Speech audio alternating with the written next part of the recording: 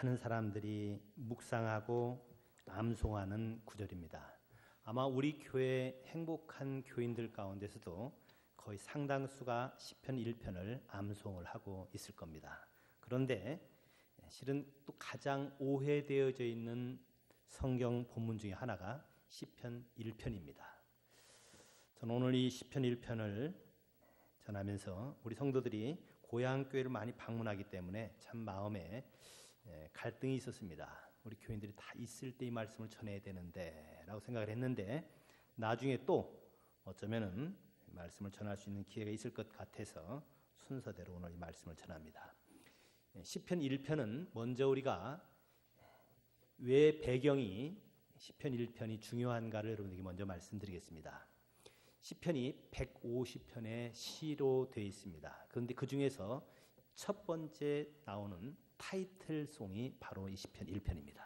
그래서 전체 150편 전체를 커버하는 실은 가장 중요한 말씀이다라고 우리는 이해해야 될 겁니다. 또 하나는 시편 1편은 모세 오경을 담고 있는 말씀입니다. 창세기, 출애굽기, 레위기, 민수기, 신명기 전체를 요약한 전체에 대해서 핵심같이 만들어서 불렀던 노래가 시편 1편입니다. 이거를 만약에 우리가 놓치면은 시편 1편을 저 딴 데 가서 구하게 돼서 오히려 시편 1편으로 거침돌이 되어지기가 쉽습니다. 자, 먼저 시편 1편에 복 있는 사람은 라고 시작됩니다. 이 복 있는 사람이란 말은 용서하면서 들으시기 바랍니다. 너무 중요한 거기 때문에 히브리 말로는 아슈레이 하야쉬라고 되어 있습니다. 아슈레이라는 얘기는 굉장히 어렵지만 중요한 거고 너무나 많이 오해가 되어져 있는 구절입니다. 여기 그 아슈레이라는 말은 복 있다라고 우리가 보통 해석을 합니다만은 복하면은 뭐를 생각합니까? 우리나라에 있는 오복을 생각하기가 쉽습니다. 수, 오래 사는 거, 부, 그 다음에 돈을 많이 갖고 있고, 부, 그 다음에 강령, 마음이 평안하고 건강한 거, 그 다음에 유호덕, 유호덕은 뭡니까? 덕을 자꾸 세우는 마음, 덕에 대해서 좋은 마음을 갖는 것, 그 다음에 마지막으로 고종명해서 마지막 죽을 때 잘 죽는 것, 이것을 보통 오복이라고 보통 얘기를 합니다. 그러다 보니까 복 있는 사람은 라고 생각하니까 이 5가지 받으면은 복 있는 줄로 오해를 합니다. 근데 여기서 원래 여기 아슈레이라는 말은 복 있다라고도 해석을 합니다만 그 원뜻이 히브리 원래 말이 똑바로 간다 그런 뜻입니다. 그러니까 여기 정확하게 해석하면 어떻게 됩니까? 똑바로 가는 사람은 복 있다. 올바로 가는 사람, 똑바로 가는 사람 복 있다. 원래 그 얘기예요. 그래서 오복을 얘기하는 것이 아니라 똑바로 가는 것. 정확히 방향이 정확한 것을 원래 얘기할 때 이 원래 아슈레이라는 말을 씁니다. 그래서 우리나라 말로 정확히 해석하면은 똑바로 가는 사람은 참 복 있다라고 얘기하면은 아마 정확한 이해가 될 겁니다. 왜냐하면 이것은 복 있다라는 말과 함께 똑바로 간다. 똑바로 가기 때문에 복 있다. 원래 그 얘기니까요. 자, 여러분 이제 우리 성도들이 지금 고향을 많이 갔습니다. 아마 거의들 많이 도착해서 아침에 예배를 드리고 가정에서 추도 예배를 드리고 그 가까운 교회 가서 예배를 드릴 겁니다. 그런데 만약에 그분들이 똑바로 안 갔다면은 아직까지 집에 도착 못한 사람이 있을 겁니다. 어떤 사람은 저기 위에 대전이 고향인데 대전 가는데 똑바로 못 가는 겁니다. 우리 교회 김 장로님, 안 장로님 다들 고향을 갔습니다. 저는 생각에 우리 교회에서 예배 드리는 것도 좋지만 고향에 가서 안 믿는 사람들에게 잘 이렇게 추도 예배를 드린 다음에 그들을 데리고 고향 교회 가서 예배 드리면은 이게 하나님 나라에 남는 장사라고 생각하기 때문에 저는 주일날 오래 적극적으로 하라고 얘기합니다. 저도 그렇게 하고 싶었지만 여러분 덕이 안 되잖아요. 목사가 고향교회 가서 주일날 교회 비웠다라고 하면은 어린 성도들이 시험에 들까봐 저는 안 간 겁니다.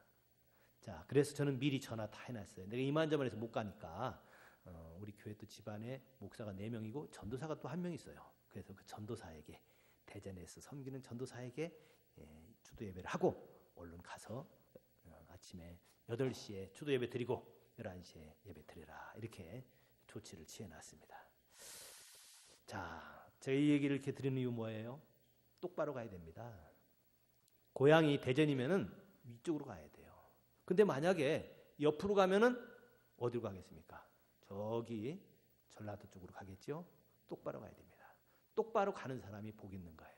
그런데 이 고향 방문하는 것은 뭐 똑바로 안 가가지고 뭐 못 가도 거기 큰일 날 일 없습니다. 그런데 우리 인생의 이 길이 똑바로 못 간다 하면은 나중에 어떻게 되겠습니까? 우리가 갈 곳이 정해져 있는데 어딘가요? 죽고 난 다음에 우리는 하늘나라로 원래 가게 되어 있습니다. 거기가 원래 우리의 본향입니다. 원래 우리 거기서 왔어요. 그래서 우리는 어르신들이 죽으면 뭐라고 얘기해요? 돌아가셨다라고 합니다. 온 대로 도로 돌아가는 겁니다. 그래서 방향을 똑바로 가는 것이 이게 복 있는 사람입니다. 그런데 이거를 오해를 해서 시편 1편을 오해해서 그저 오래 살고 물질 축복 받고 뭐 건강하고 이렇게 하면은 이게 복 있는 줄로 오해를 하는 거예요. 여러분, 많은 사람들 가운데 이것을 오해하니까 어떤 일이 생겼을까요? 큰 집에 사는 거 참 복이다. 장사 잘 되는 거 복이다. 그래서 이것 때문에 큰 집에서 살고 장사 사업 잘 하려고 어떤 사람은 철야도 하고 금식도 합니다. 그러나 여러분, 하나님의 관심은 실은 우리 육신의 것에 그렇게 관심이 지대하지는 않습니다. 물론 우리에게 일용할 양식을 구하라고 해서 우리 일용할 양식을 주려고 합니다마는 하나님의 관심이 거기에만 우선순위가 되어 있지는 않습니다. 왜요? 하나님의 관심은 우리 영혼에 더 많습니다. 왜요? 우리 육신은 죽으면 다 흙으로 돌아갑니다. 그 다음에 내가 죽고 나면은 내 가지고 있는 재산도 다 내 것이 아닙니다. 나와 아무 상관이 없어집니다. 그런데 그것에 하나님께서 그렇게 애달게 하겠습니까? 예수님께서 하셨던 걸 봐도 잘 알 수 있습니다. 예수님께서 가난한 사람들을 위해서, 굶주린 사람들을 위해서 보리떡 5개와 물고기 2마리로 5,000명을 먹였습니다. 근데 몇 끼 먹였어요? 딱 한 끼 먹였습니다. 한 끼 먹고 남는 거 다 거두라고 그랬어요. 거기서 예수님께서 오병이어 역사를 해가지고 야, 내 바리바리 싸라. 응? 이달 먹을 거 다 싸라. 그렇게 한 것이 아니라 한 끼 먹고 나머지 거 다 모으라고 그랬습니다. 여러분, 우리에게 예수님께서 일용할 양식 주기를 원합니다마는 실은 주님의 관심은 우리가 똑바로 걸어가는 것, 똑바로 살아가는 것, 이것이 하나님의 관심입니다. 그러면은 똑바로 사는 게 뭔가, 정말 하나님께서 얘기하시는 정말 진짜 하나님이 우리에게 주시려고 하는 복은 뭔가. 이 시편 1편은 모세오경, 창세기, 출애굽기, 레위기, 민수기, 신명기 5경과 깊은 한 짝이라고 그랬습니다. 그걸 요약한 것이 시편 1편이라는 것이 히브리 사람들이 성경 해석하는 보편적인 원칙입니다. 그러면 창세기 1장에서부터 우리 사람을 우리 어떻게 만들었는가를 잘 볼 수 있습니다. 하나님께서 이 세상을 만들 때 우리를 하나님의 형상, 하나님의 모양으로 만들었다라고 얘기합니다. 형상 모양이라는 얘기는 부모와 자녀 사이에, 아버지와 아들 사이에 쓸 수 있는 단어입니다. 그래서 우리를 원래 만들 때 하나님께서 하나님의 자녀로 원래 만들어서 하나님의 자녀로 영원한 천국에서 살도록 되어 있습니다. 그것이 우리의 갈 집입니다. 그래서 이 땅을 살아갈 동안에 그렇게 살아가는 것이 올바로 살아가는 겁니다. 그런데 하나님께서 너희들 이게 하나님의 자녀로 이 땅에 있는 동안에 잘 훈련되고 준비돼서 천국에서 영원히 살자라고 얘기하고, 천국의 왕궁에 모든 것이 다 준비되어 있습니다. 뭐 준비되어 있을까요? 여러분, 왕궁에 가면 뭐가 있나요? 왕궁에 백간도 넘는 집이 다 있지요? 자, 큰 궁궐 같은 집이 다 있습니다. 그 다음에 왕궁에 가면 먹을 거 다 있습니다. 모든 거 다 준비되어 있습니다. 그러면 여기 지금 잠깐 동안 살고 있는 나그네와 행인 같은 삶을 잠깐 살아가고 있는 우리들이 어떻게 살기를 원하겠습니까? 여기서 좋은 집 지려고 막 애를 쓰면 어때요? 거기에 비교하면 아무것도 아닙니다. 여기서 많이 먹으려고 많은 음식을 준비해봐야 어떡합니까? 여기 잠깐 살다가 거기 갑니다. 영원히 거기에서 살게 돼 있습니다. 이거 아무것도 우리에게 의미가 있는 것이 아닙니다. 그러면 어떻게 되기를 원하냐? 우리가 하나님의 자녀가 돼서, 원래 우리를 하나님 형상으로 만드는 것은, 형상은 뭡니까? 닮았다라는 얘기죠. 그 다음에 씨가 같은 겁니다. 자, 그렇다면 우리는 동물의 형상이 아니라, 동물처럼 살아가는 것이 아니라 신처럼 살아가야 됩니다. 그래서 성경에서는 신의 성품에 참여해라 라고 말씀하고 있습니다. 우리 이 땅에 있는 동안에 그저 돼지나 소처럼 그렇게 살아가는 존재가 아닙니다. 돼지 먹을 건 많이 먹으려고 그러고 그저 다람쥐처럼 겨우살이를 위해서 밤이라든지 도토리 같은 거 그저 굴속에다 많이 모아두는 거, 그거는 다람쥐가 해야 될 일입니다. 그러나 우리는 그런 존재가 아닙니다. 우리는 동물이 아닙니다. 우리는 원래 신의 성품에 참여하게 만들어놨고, 원래 DNA 자체가, 우리 원래 씨 자체가 우리는 원래 하나님입니다. 그래서 성경에서 그렇게 얘기 많이 하죠. 성경에 수없이 얘기하고 있는 중에서 요한복음에 보면은 예수님께서 말씀하셨습니다. 대저 하나님 말씀 받은 사람은 신이다. 하나님 말씀을 받은 사람은 신이랍니다. 우린 동물이 아니에요. 그러면 어떤 신이냐? 거기서 신은 하나님과 같은 신이 아니라 대문자 God가 아니라 소문자 God로 되어 있습니다. 우리는 하나님이 아니라 하나님을 닮은 존재로 원래가 만들어 놨습니다. 그래서 하나님을 닮은 하나님의 자녀로서 삶을 쭉 살아가서 천국까지 가는 것, 이것이 똑바른 길로 가는 사람이고 이것이 복받은 사람이라는 겁니다. 그런데 많은 사람들이 그렇게 살지 않고 어떻게 살아가려고 그래요? 그저 다람쥐처럼 돼지처럼 먹을 거 많이 먹고, 이 땅이 단줄로, 돼지야 여기서 살다가 그냥 죽고 끝납니다. 다람쥐도 살다가 그냥 끝납니다. 그러나 우리는 그것이 아니라 우리 안에 영원을 사모하는, 영원히 천국에서 살 수 있는 그런 영적 존재로 우리는 원래 만들어놨기 때문에 우리는 그런 존재로 그 길을 똑바로 가는 것이, 이게 복 있는 사람이라는 겁니다. 원래 하나님께서 에덴 동산에서 우리를 만들 때부터 어떻게 했는지는 요한복음 17장에 예수님께서 기도하는 거 보면 알 수 있습니다. 이건 대제사장의 기도라고 보통 얘기를 하는데, 예수님께서 뭐라고 말씀하시냐면, 아버지께서 내 안에, 내가 아버지 안에 있는 것 같이 그들도 하나가 되어 우리 안에 있게 해서라고 얘기합니다. 여러분, 우리 원래 에덴 동산이 원래 만들어질 때 어떤 존재로 만들어졌습니까? 하나님이 우리 안에, 우리가 하나님 안에 있도록 만들어졌습니다. 이것이 서로 연합한 존재고, 그래서 우리가 하나님의 자녀이기 때문에 우리는 하나님이 우리 안에, 그래서 우리가 하나님의 형상이고 하나님의 모양입니다. 지금 이 시대에 너무 부패돼서 그 인본주의적으로 잘못 생각해서 사람은 동물의 하나로 생각합니다. 고등동물인 줄 알아요. 아닙니다. 우리는 신의 성품에 참여해야 될 사람들이고 하나님을 닮은 존재고 하나님의 생명을 가지고 있는 존재들입니다. 그래서 하나님처럼 원래 살아가는 것, 이것이 복된 사람입니다. 자, 그런데 이것을 놓쳐버리고 이 땅에 있는 동안에 오복 받으면은 복 있는 줄 오해하는 것 아닙니다. 그런데 우리가 하나님의 자녀로서 하나님처럼 살아가려면 그의 나라의 의를 이 모든 것 더하신다고 하면서 모든 것 다 하나님께서 주게 되어 있습니다. 이 땅에 있는 동안에 하나님의 자녀로서 하나님처럼 살아가게 되면 모든 것들을 다 하나님께서 공급해 주시고, 때를 따라 필요한 것들을, 모든 것들을 하나님께서 채워주십니다. 자, 이제 처음 타이틀송에 처음 얘기하고 있는 것, 복 있는 사람이 어떤 사람인가? 오복을 가진 것이 아니라 원래 신의 형상대로 만들어 놓은 사람으로서 하나님의 자녀답게 그 생명으로 살아가는 것이 올바로 복된 거다. 우리는 그래서 하나님의 형상, 신의 성품에 참여한 자. 옆에 사람에게 한번 같이 얘기합시다. 당신은 신적 존재입니다. 신적 존재입니다. 동물이 아닙니다. 우리는 신적 존재입니다. 그래서 신의 성품에 참여해라. 또 신의 성품에 참여뿐만 아니라 마음도 너희 안에 이 마음을 품으라. 곧 그리스도 예수의 마음이, 예수님 마음을 품고 예수님 성품 가지고 있고, 그 다음에 능력도 하나님이 가지고 있는 능력을 우리에게 주려고 그래요. 나를 믿는 자는 나의 하는 일을 할 뿐만 아니라 이보다 더 큰 일도 한다고 그러죠. 그 능력을 우리에게 주려고 합니다. 여러분, 신분이 하나님의 자녀고 또 성품도 하나님의 성품 가지고 있고 하나님의 마음 가지고 있고 능력도 하나님의 능력 가지고 있으면 이거는 정말 하나님의 자녀고 신적 존재지요. 자, 우리가 원래 이런 존재로 만들어졌고 이렇게 살아가는 사람은 복이 있다라고 얘기합니다. 그런데 악인들은 꾀를 따라서 누가 꼬입니다. 꼬이니까 그거 속아서 그냥 그 길을 놓쳐버리고 딴 길로 살아갑니다.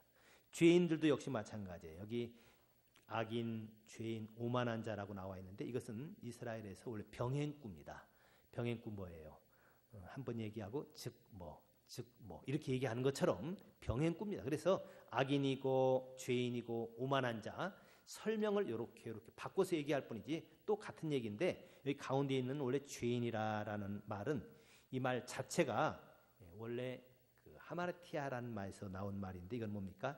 길을 빗나갔다, 관역에서 빗나갔다, 그 얘기입니다. 그러니까 정말 복 있는 사람은 똑바로 가서 복 받은 건데 죄인이 뭐예요? 빗나간 겁니다.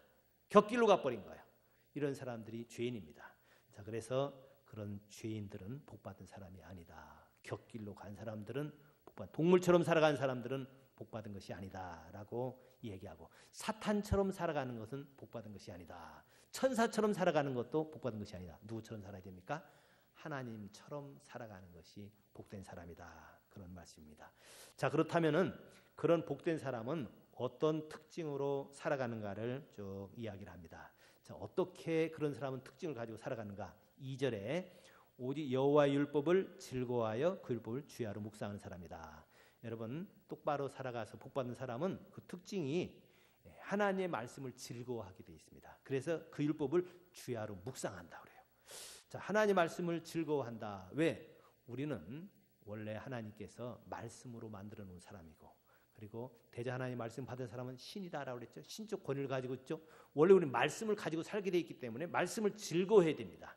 그래서 말씀을 주야로 묵상하는 것. 묵상한다는 얘기는 입으로 계속 이제 중얼거리는 거, 읊조리는 것을 묵상이라고 얘기하는데, 이 시편이 쓰여질 때까지만 해도 글이 거의 없었을 때입니다. 글이 지금 중국의 한문이 만들어진 때가 대략 언제로 여기냐면 BC 1500년경으로 지금 잡고 있습니다. 여기 시편을 기록한 다윗이 살던 시대가 대략 그쯤입니다. 그러니까 이때 모든 사람들이 글을 몰랐고 또 많은 사람 책도 전혀 없었던 때입니다. 왜냐하면은 인쇄술도 전혀 없었고 종이라는 것이 거의 없었기 때문에. 자, 그러면은 어떻게 사람들이 합니까? 주로 책 대신에 자꾸 읊조리는 거예요. 외우는 겁니다. 그래서 우리나라에 지금 판소리 같은 것도 옛날에 있었는데 그 그냥 선생님부터 들어가지고 본인이 하는 것처럼 책이 없으니까 외워가지고 합니다. 그래서 여기 있는 것은 읊조린다는 것은 계속 읊조리는 사람. 그래서 말씀의 사람이 되어지는 겁니다. 그런 사람은 복이 있는데 하나님의 자녀처럼 살 수 있다라는 얘기죠. 첫 번째는 그래서 하나님의 말씀을 묵상하는 사람이 그런 복된 사람이 될 수 있습니다. 그 다음에 그런 사람들은 어떻게 되어지는가? 3절에 얘기를 해요. 그는 시냇가에 심은 나무가 철 따라 열매를 맺고 그 잎사귀가 마르지 아니함 같으니 그가 하는 모든 일이 다 형통한다. 첫 번째는 하나님의 말씀을 묵상하게 되고, 그 다음 복 있는 사람은 두 번째는 어떻게 돼요? 형통합니다. 하는 모든 일이 다 형통한다. 그런데 여기 형통한다라고 얘기하면은 오해하기가 좀 쉽습니다. 뭐든지 사업도 잘 되고 자녀들도 잘 크고 내가 하는 모든 일들이 그저 좋은 대로만 되는 것, 이게 형통이 아니라 하나님께서 형통한 것은 멀리 보고서 형통하다고 얘기하는 겁니다. 그 대표적인 사례는 뭡니까? 요셉 같은 경우 보디발의 집에서 죄 짓지 않고 오히려 거기에 대해서 죄에 대해서 내가 어찌 하나님 앞에 득죄하려 하다 보니까 감옥에 갔습니다. 자, 그런데 그걸 형통했다고 얘기를 해요. 노예로 끌려간 데도 형통했다고 그래요. 감옥에 간 데도 형통했다고 그래요. 이건 뭡니까? 멀리 보는 겁니다. 멀리 보면은 합력해서 선이 다 이루어지는 것. 이것이 형통입니다. 그래서 하나님이 원하는 대로 그 길로 쭉 가는 사람, 하나님 앞에 형통인데 사람이 보기에는 좀 어려운 일 당할 수 있어요. 사람이 보기에는 좀 망하는 것 같이 보일 수도 있습니다. 그러나 결국은 그걸 통해서 합력해서 선이 이루어지고 오히려 더 큰 축복이 되어집니다. 여러분, 요셉이 감옥에 가 있었지만 감옥 안에서 잘 배워서 나중에 애굽을 잘 통치하는 그런 지도자가 됐지요. 자, 이런 것처럼 그래서 사람 보는 방법으로 잠깐 그 순간적으로만 그거 형통했다고 얘기하는 것이 아니라 멀리 봐서 영혼을 봤을 때, 여러분 성경에 그런 사람들 있죠. 세례 요한 같은 경우 그는 하나님의 방향대로 잘 살았던 사람입니다. 그래서 복된 사람이에요. 그런데 그가 일찍이 죽습니다. 33살에 일찍이 죽어요. 그리고 죽을 때도 어쩌면 그가 주변 사람들이 많이 기대했는데도 불구하고 그렇게 목 잘려서 일찍이 죽습니다. 자, 우리 생각에는 그 망하는 것 같지만 그렇지 않습니다. 그의 영혼은 오히려 더 하늘나라에 가서 더 잘 될 뿐만 아니라 예수님께서도 말씀하시기를 여인이 난 자 중에 가장 큰 자가 세례 요한이다라고 얘기하죠. 그래서 여기 복받은 사람은 형통한다라고 얘기하는 것은 이 세상 사람들이 생각하는 근시안적으로 그 형통한 것이 아니라 멀리 봤을 때 하나님의 눈으로 영혼의 관점에서 봤을 때 이것을 형통되는 사람을 복 있는 사람이다라고 얘기합니다. 그리고 이 사람은 이제 맨 마지막 6절에 기록되어 있습니다. 6절 한번 같이 읽어볼까요?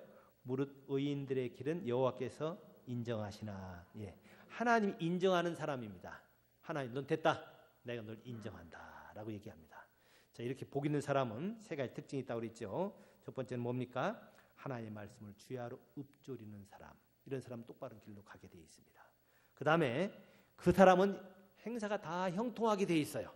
멀리서 보면, 길게 보면은 결국 다 하나님께 형통케 만들어준다는 겁니다. 그래서 혹시 올바른 길을 가다가 조금 어려운 일 닥친 사람이 있으면, 아, 내가 지금 잠시 이렇지만 합력해서 이루어진다. 하나님께서 감당치 못할 시험 당하면 절대 허락지 않는다. 이거 믿으면 됩니다.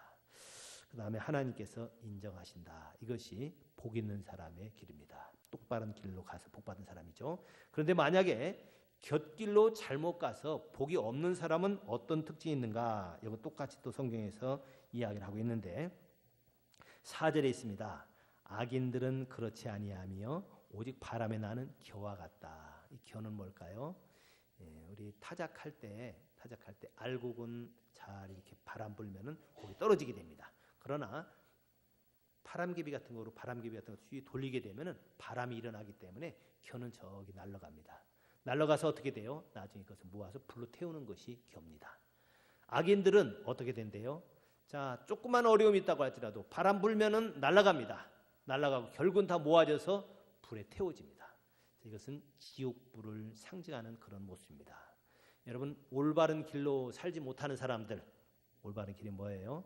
아까 얘기한 대로 하나님께서 원래 우리를 신적 존재로 만들었는데 신의 성품에 참여하지 않고, 그것이 기독교의 목적이 아니라 그것이 주님 원래 원하는 목적인데 그것을 모르고 그저 교회 다녀가지고 이 땅에 있는 동안에 사업이나 잘 되고 또 이런저런 축복이나 받았고 물질적인 축복이나 받겠다라고 얘기하는 것, 이것이 바로 곁길입니다. 하나님께서 얘기하는 길은 절대로 이 세상 사람들이 얘기하는 것처럼 그런 육신적인 형통케 되어지는 것이 아니라 길게 봐서 영원히, 우리가 영적 존재이기 때문에 영원히 잘 되는 것, 그것이 바로 형통이라고 얘기했죠. 자, 그래서 악인들은 바람에 나는 겨와 같이 돼버리고, 그 다음에는 또 어떤 일이 생깁니까? 5절이 있습니다. 그러므로 악인들은 심판을 견디지 못하며, 이 심판 못 견딘다는 겁니다. 재판할 때 못 견딥니다. 자, 못 견뎌서 어떻게 되나요? 그럼 도저히 자기들이 감당할 수 없는 이 심판에 나중에 형벌을 당하게 된다라고 이야기를 합니다. 그 다음에 6절에는 끝에 얘기합니다. 의인들의 길은 여호와께서 인정하시나 악인들의 길은 망하리로다. 이렇게 살게 되면 다 망하는 겁니다. 여러분, 지금 기독교가 어떻게 보면은 이 성경을 오해해가지고 망하는 길로 많은 사람들이 인도하고 있습니다. 예수 믿으면은 이런 복 받는다. 예수님은 자제 잘 된다. 예수님은 사업 잘 된다. 이건 누가 하는 방법? 이거는 벌써 바알과 아세라 신이 섬겼던 곁길입니다. 기독교가 이렇게 돼버렸기 때문에 교회 안에서 어떤 일이 생깁니까? 심지어는 기독교계의 총모임이라고 하는 한기총인가 여기 같은 경우도 거기서 회장 뽑는데 뭐 돈을 10억 쓰면 되고 5억 되면 떨어지고 이런 얘기가 나와버리는 거예요. 교회도 지금 어떻게 돼버렸습니까? 많은 목회자들도 교인 많으면은 좋은 대접 받으면은 그것이 성공한 것처럼 착각을 합니다. 왜 그렇게 됐나요? 곁길입니다. 성경에 복 받는 길이 아니에요. 똑바른 길로 가는 것은 복이 있다는 거죠. 그래서 이단들이 많이 나옵니다. 기독교인들이 올바로 못하기 때문에 이단들이 많이 나와요. 요전에 일본의 어떤 목사님을 만났는데 일본 목사님 뭐라고 얘기한 줄 압니까? 한국은 예수 믿는 사람들이 이렇게 많은데 왜 자꾸 우리를 괴롭히냐고. 아니 우리가 왜 괴롭히냐고 그랬더니 한 30년 전에는 통일교가 와가지고 우리 난리치고 사람들 곁길을 그렇게 많이 이끌어가더니 또 조금 지나고 나니까 정명석인가 또 그게 나와가지고 또 난리치고 지금은 또 젊은이들이 또 하는 뭐 또 이단이 또 나와가지고 캠퍼스마다 난리치는데 너무 괴롭다는 거예요. 근데 재밌는 게요, 통일교나 정명석이나 또 하나 얘기하는 신모나 교리가 거의 비슷해요. 하나에서 나왔습니다. 하나에서 나왔어요. 여러분, 지금 왜 이런 곁길로 나오게 됐습니까? 복 있는 사람은, 똑바른 길로 가는 사람 복 있는 거라고 얘기하는데, 원래 우리가 하나님의 신적 존재로 원래 만들어 놨고, 그래서 아들이 있는 자에게는 생명이 있고 하나님 아들 있는 자는 생명이 없다 그러죠. 하나님의 생명을 가지고 하나님처럼 살아가면서 이웃 사람들 그렇게 위해서 살아가는데, 그게 아니고 그저 이 세상에 있는 썩어질 그런 복들만 구하는 것이 교회 공동체인 줄로 오해를 해서, 철회하고 금식하는데도 뭐 사업 잘 되게 해달라고, 자녀들 뭐 좋은 취직하게 해달라고 등등 그런 잘못된 곁길로 인도합니다. 이게 성황당 무당집과 뭐가 다릅니까? 기독교는 원래 그런 게 아닙니다. 원래 만들 존재부터 우리는 하나님의 자녀로 원래 만들어졌고, 신의 형상의 자녀가 됐고, 원래 천국에서 영원히 살도록 저 천국 그 하늘을 만들어 놓고 우리를 지금 거기 살도록 지금 초청하고 있습니다. 거기 가면 집 다 있어요. 먹을 것 다 있습니다. 근데 여기서 집 지으려고, 또 여기서 뭐 많이 쌓으려고 결국 다 놓고 가는 거 아닙니까? 이런 기복주의가 있기 때문에 한국 교회가 지금 큰 진통을 앓고 있습니다. 저는 한 30년 전에 제가 여러분들에게 말씀드리는 이것을 알고 난 다음에 그때부터 이제 목회자들을, 신학생들을 제자 훈련했어요. 인원이 좀 많아졌습니다. 같이 신학생들 목회자들이 1000여 명이 많은 사람들이 이제 같이 연합을 하게 될 때, 일부에서는 저한테 교단을 만들라고 얘기를 했어요. 교단 만들자고. 우리 교회 전에 왔던 고신대학 신학대학 원장 같은 경우도 그때 같이 했던 분들입니다. 교회가 너무 썩었으니까, 원래 곁길로 지금 가고 있으니까 교단 만들어서 해야 된다. 저도 그래서 교단 만들어가지고 하려고 했었어요. 그런데 기도하는데 하나님 뭐라고 말씀하시냐면, 보영아, 너가 좀 깨달았다고 하자. 동생들이 좀 모르면은 그거 잘 고쳐주고 올바른 길로 가야지 되지. 이놈 잘못됐다 저놈 잘못됐다 욕만 하고 다니고 정죄하는 거 그거 아니다. 오히려 그것을 짊어지는 것이 올바른 기독교다. 하나님도 그랬어요. 우리가 곁길로 갔을 때 이놈들 저놈들 책망만 하고 그저 징계만 하는 것이 아니라 어떻게 했습니까? 오히려 그들의 죄를 내가 짊어지고 가는 거예요. 오히려 이것이 올바른 기독교입니다. 함께 끌어안고 함께 품고, 이것이 올바른 기독교고, 이것이 하나님께서 원하시는 그런 길. 하나님이 어떻게 갑니까? 하나님 우리가 곁길로 간다고 할지라도 이놈들 다 버려, 싹 쓸어 끝내 라고 얘기하는 것이 아니라, 우리를 어떻게든지 다시 올바른 길로 인도해서 하나님의 자녀로만 천국에서 영원히 함께 살고 하나님의 형상대로 회복하려고 하는 것이 원래 기독교입니다.